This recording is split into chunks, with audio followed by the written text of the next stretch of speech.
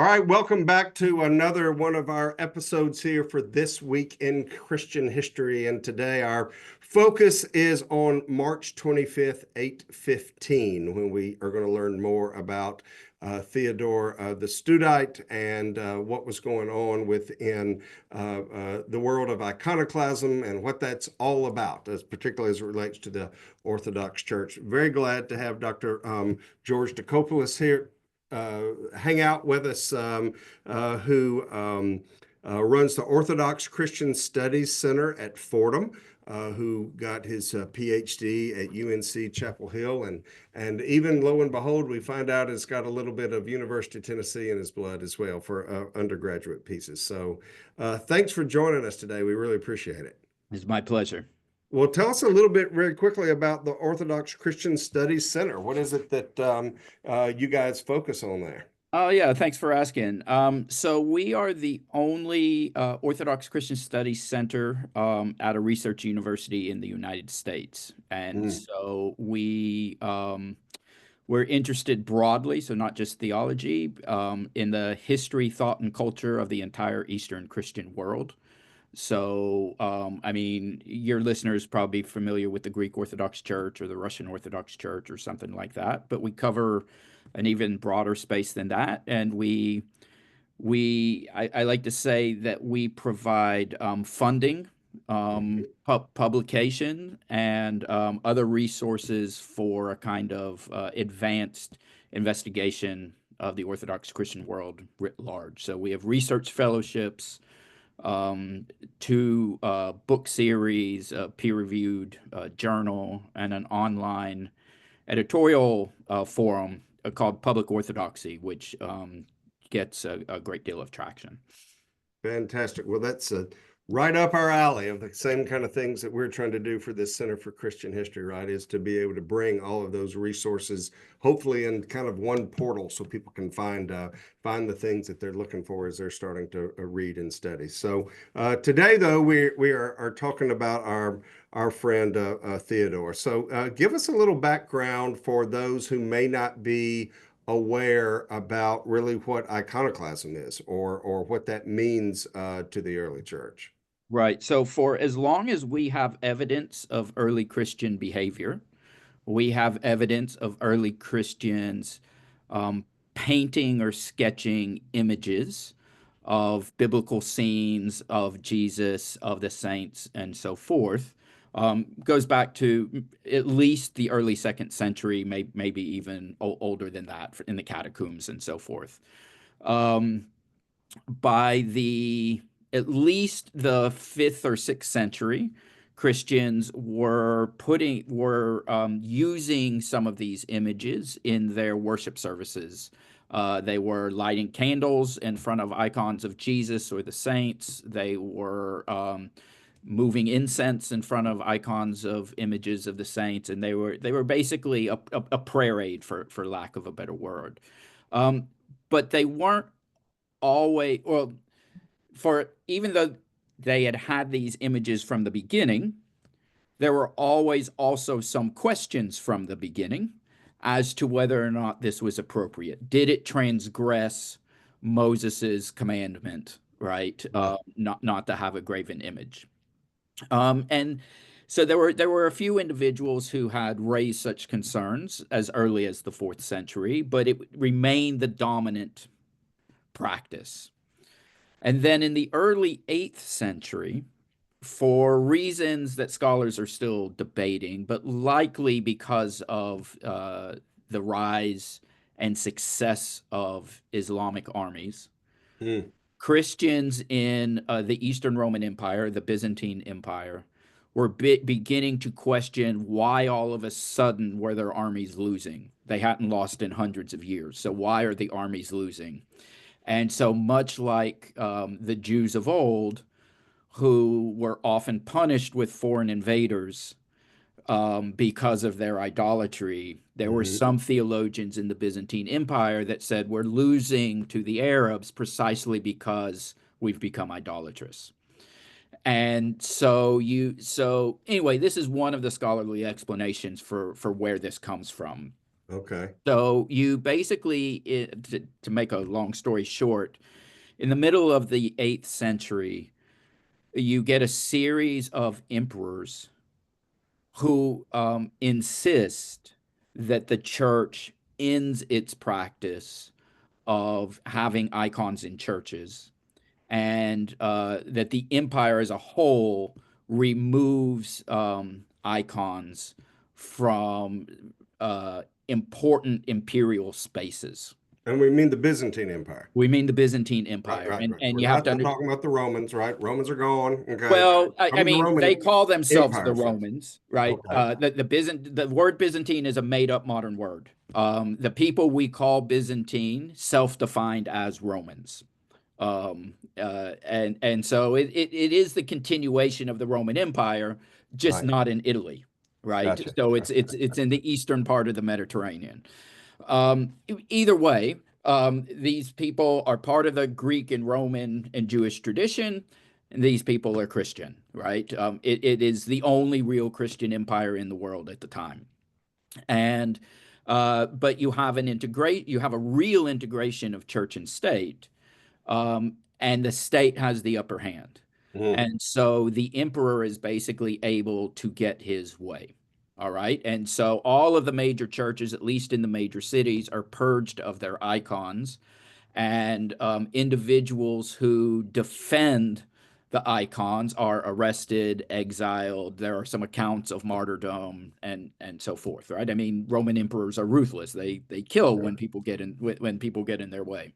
Right. Okay, so um, in the year 787, that all reverses itself. The emperor dies.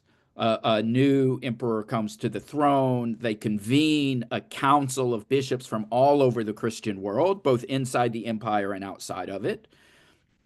And those bishops unanimously agree that icons are not only acceptable but preferred. And they articulate a theology about the image that is largely derivative from Saint John of Damascus, who had written in defense of icons during this period. Even though he himself did not live in the Byzantine Empire, he actually lived in the Arab Caliphate. Right, Damascus at this time was part of the caliphate, but he's invested in the image issue, right? So again, so now at this point, 787, our man Theodore, who we're going to get to in just a second, Mhm. he is about 15, 20 years old. Okay. All right. And he's going to grow up, and he's going to become a monk, and he's going to be at a monastery in what is modern day Turkey. So east of Constantinople or Istanbul, so into Turkey proper. And he becomes a prominent monk. He comes from an aristocratic family. He has wealthy and influential relatives. And even as a monk, in this period with icons restored, he is a bit of a hardliner about imperial interference in the church. And Okay. and he doesn't like that very much. And he doesn't like it when his ecclesiastical superiors, right, get in bed with the empire, right? So he wants a hard line where bishops and influential priests should not be too cozy with the emperor, whoever that is. All right. So we have this period of the restoration of icons. Theodore is a monk who is gaining some prominence because he is repeatedly sticking his head out and criticizing. He doesn't live in Constantinople, but he was born there, and he's criticizing important members of both the church and the state for some of their policies. There's an emperor who wants to divorce his wife and get remarried, and in the Byzantine church, that's kind of against the rules. And so this priest of Hagia Sophia, the largest church in the world, performs the ceremony, And Theodore begins writing that this priest is basically a schismatic. He's broken the canons by marrying Mm, the emperor, even though he was probably forced by the emperor to do it. But Theodore goes almost a step further than anyone we've ever seen, in that he declares that anyone who receives communion from this priest mm. is anathema.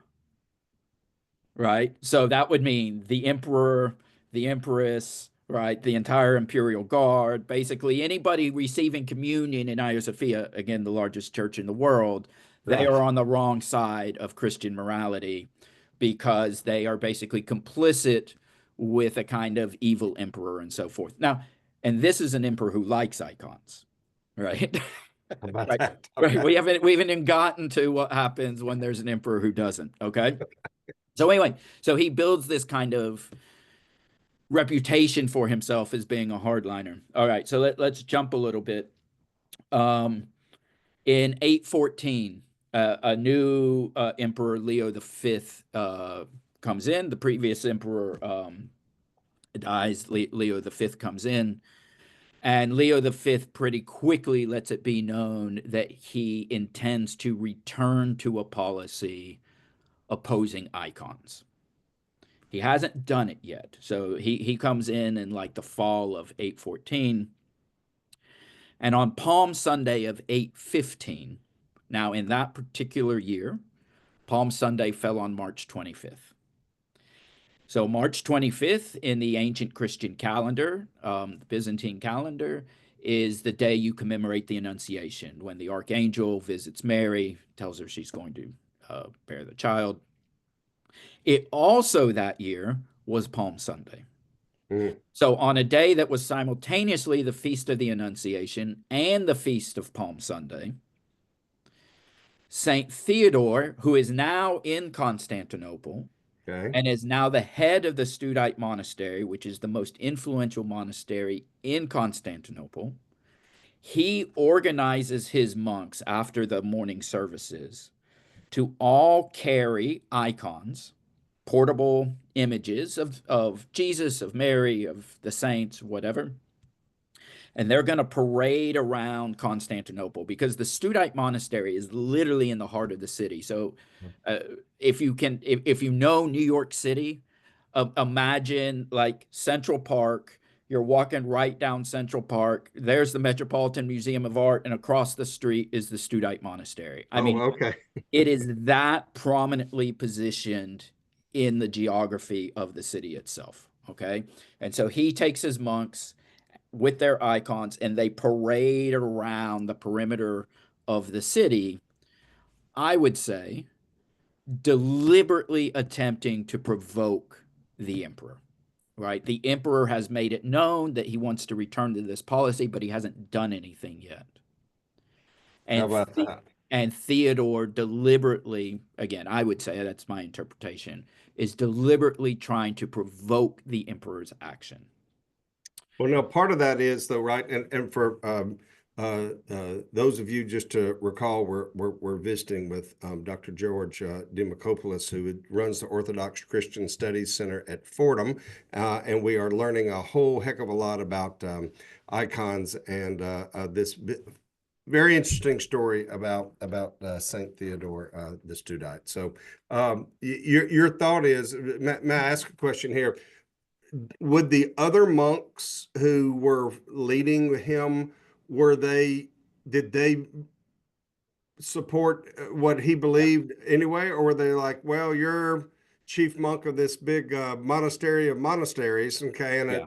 I may even agree with the emperor, but I'm not going against my my local leader. So yes, give me that picture of John the Baptist and let me roll. Yeah. It's great that you mentioned John the Baptist because that monastery very famously had the head of John the Baptist, the Ah, relic of the head of John the oh Baptist. wow, Yeah, okay. yeah, throughout the I Byzantine wish I was period. smart enough to have known that. Okay, but that was one I just pulled out. Yeah, it's a great question though. So in that first period of iconoclasm that leads to that council in 787, it was the monks in the city who consistently were the defenders of icons despite imperial pressure. Okay. Now, the one thing that we can very easily, the trap we can very easily fall into is thinking all monks always agree with one another and that there is just one kind of monastic party. That, in fact, is not the case. Mm, The monks are rarely as unified as they are written about or sort of recalled in the modern world. There was definitely diversity among them. And even when Theodore is in Bithynia, this city hmm in Turkey, um, the Studite monastery for a period basically conforms to the imperial thing. But when he's there, he's such a charismatic figure that he is able to rally the monks of the monastery. And we're talking about hundreds, like hundreds of men, right? He's able to rally them to their side, and the ones who probably disagree probably just leave. And there are also other monasteries in the city, and he is able to rally. He is able to rally them as well, but it's primarily being led through the Studite monastery. Well, does he And believe so, that this church? Oh, I'm sorry. No. no, well, all I was going to say is the emperor uh, is angry, and the emperor deposes the head of the church in Constantinople, the patriarch, right? So, hmm like, so we the largest cities in the Byzantine world are headed. The head of the church in those cities is a patriarch, right? So there's a patriarch in Constantinople, there's a patriarch in Antioch, there's a patriarch in Alexandria, etc. Anyway, they're either archbishops or patriarchs, depending on the city. He deposes the patriarch because he knows that the patriarch is in favor of icons. And he puts in place a new patriarch who will do what he wants. Like, Mm. again, church and state are integrated, but the state has the upper hand. And so that patriarch convenes a synod of all of the bishops of the region, and they condemn Theodore, right, for this march. The new guy. That Okay. right, yeah, Okay. right. So they condemn Saint Theodore the Studite, and as a consequence, about 6 weeks after he pulled this stunt, right, for lack of a better word, right, he is publicly flogged and he is sent into exile. And he spends most of the rest of his life in exile in Asia Minor, so modern day Turkey. But he is able. He's not sentenced to death, and he is permitted to maintain correspondence. And he actually has one of the largest surviving correspondences of any abbot from the entire 1,000 years of the Byzantine Empire. So we have these letters, we have access to it, we have access to his thought, and he continues to engineer from exile, continues to engineer leadership of the pro-icon position. And they're ultimately successful. In the 840s, icons are restored once and forever, and that's why there is never again a challenge um, to the theological suitability of using images in the Eastern Christian world, and that's why they're so prominent today in the Orthodox Church. How about that? Well, what was his point kind of like, hey, this subject's already been opened and closed, and we did this. We had a church council. We brought in everybody from everywhere, Yeah, unanimous, right. keep them in. Emperors can come and go, but what we as those who are and I'm putting words in mouths here, okay, Yeah. but are endowed by the Holy Spirit to be able to do this work as the work of the church. Who the emperor is irrelevant. We know that this is what really needs to be done, and I'm not going to back off just because some guy woke up one Thursday and Yeah. became emperor and decided he didn't want to do it. Okay, I Right. mean, maybe I'm way oversimplifying it. No, no, you're right. I mean, he certainly made the case that the pro icon position is the position of the tradition, right? Everybody knows that this is the ancient tradition, right? You have to be like deliberately ignorant to not realize that this is the ancient practice of Christianity, right? And he's also relying on the work of St. John of Damascus, who made this really critical distinction looking at the text of the Old Testament. Right? So the Greek translation of the Old Testament, which actually you probably know predates Jesus, right? Sure. The Old Testament was translated into Greek more than 200 years before Jesus. And in that text, it consistently makes the distinction between what we in English would call worship and veneration, right? So, and so God is worshiped, the angels, right, or a king is venerated. So, Mm, in practice, what that looks like, you bow down before a king, you bow down before Jesus. It looks like the same ritual, right? right. But one is worship and one is honor, right? And what John of Damascus had said about icons is you're doing the exact same thing, right? You only worship God, but you venerate an icon, even if the ritual looks the same, right? And so there was this biblical precedent for understanding a theological nuance in what the ritual act is in front of an icon. And the other really important theological point that Theodore would want to make is that if we believe that God is the creator of the world, right? So we're not Manichaeans. We don't think there's a good God and an evil God, and the good God's the God of spirit, and the evil God's the God of bodies, right? If we believe in the Hebrew Bible and we believe that God is the creator of all matter, then all matter is good. So that means paint and wood, right? And things that we use to make images, those materials are themselves inherently good because they're created by God. The body is inherently good because it's God's creation. Therefore, we can use these materials to paint the stories of Jesus, right? And what they do is they turn it around and they say, if you are saying that we can't do this, if you are saying that the body is evil or material is evil, or if you are trying to say that matter and spirit are so far divided, then basically you yourselves are denying that Jesus was had a body, Yeah.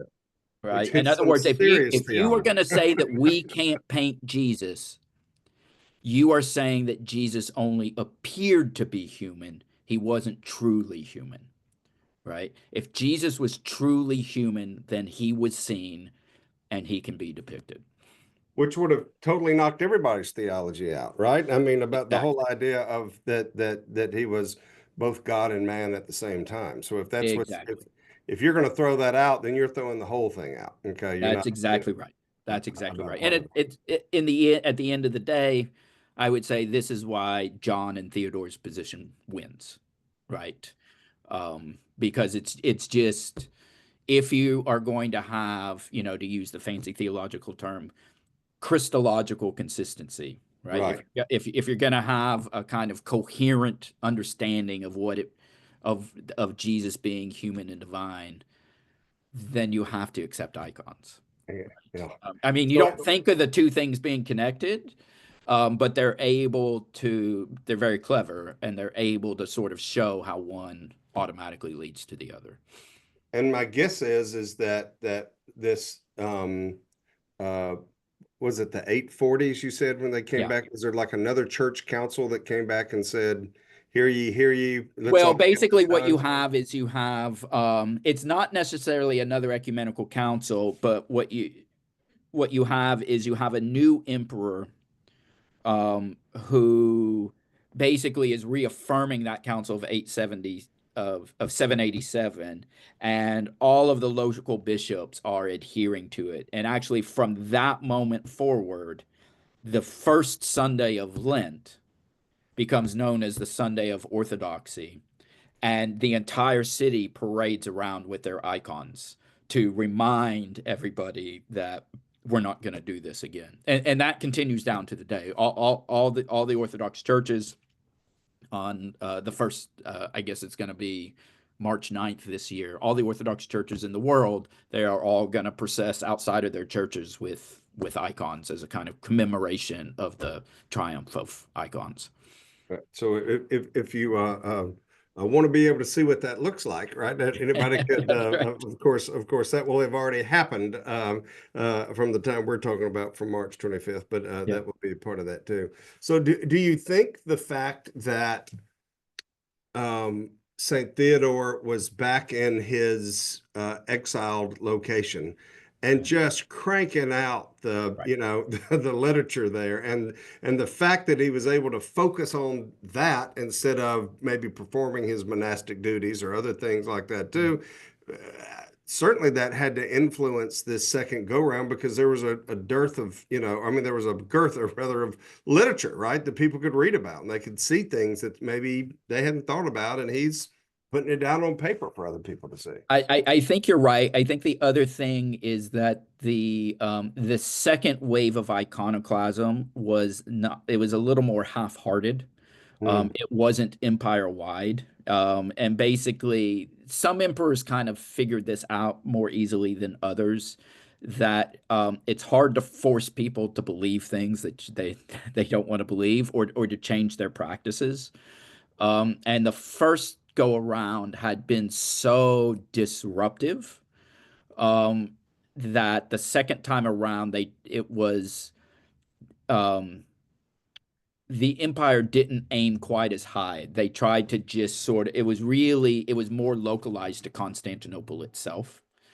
Um, and it was more the imperial side of things. So you wouldn't use them in the army, you wouldn't use them right in the imperial palace and stuff like that. But you're right. Theodore's inexhaustible energy, and his ability to rally people whom he had previously sparred with, because he he let people know what he thought. You're right. He was able to build the coalitions he needed, to ensure that this was going to win the day in the end. Yeah. How well known is he just as of the saints, like within the current Orthodox Church? I mean, if you were to go pull, you know, five people out of the pew any given day and say, name for me, you know, 10 saints. I mean, does he come up on people's No, lists that often? no, he doesn't. He doesn't. If you were going to ask them who is the saint who saves the church from iconoclasm, people will rightly pick John of Damascus. Ah, Um, uh, People don't know Theodore as well.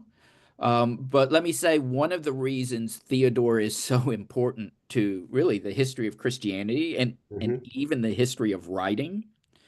When Theodore takes over at the Studite Monastery, it had previously only been known for its kind of strict monasticism, asceticism, praying all night long, extreme fasting, and things like that. It wasn't known as a kind of intellectual center.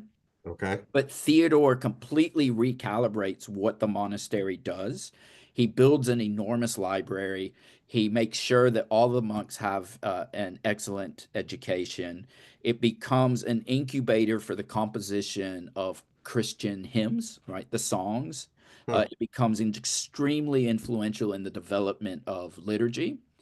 And the thing that literally changes the language, he invents, or his monks while he's alive invent lowercase letters.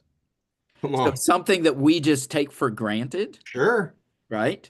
They invent punctuation and lowercase letters.